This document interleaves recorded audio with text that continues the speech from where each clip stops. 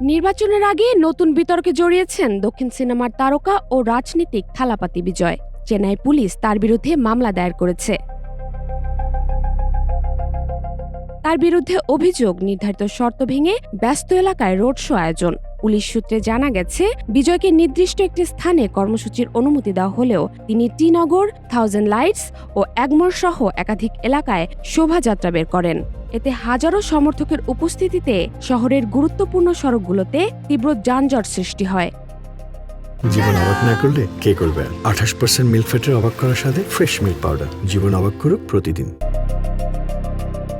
নির্বাচন কমিশনের ফ্লাইং স্কোয়াডের অভিযোগের ভিত্তিতে ভারতীয় ন্যায় সংহিতার 223 ধারায় মামলাটি দায়ের করা হয়েছে। শুধু বিজয়ী নন, তার রাজনৈতিক দলের কয়েকজন নেতাকেও এতে আসামি করা হয়েছে। এই ঘটনায় এখনো কোনো আনুষ্ঠানিক প্রতিক্রিয়া দেননি বিজয় বা তার দল। তবে নির্বাচন ঘনিয়ে আসার সময় এমন বিতর্ক রাজনৈতিক অঙ্গনে নতুন করে আলোচনা তৈরি করেছে।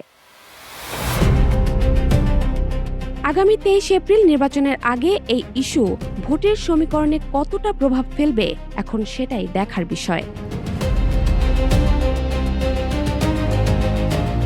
জাহারা জিবিন তন্নি, নাগরিক প্রতিদিন।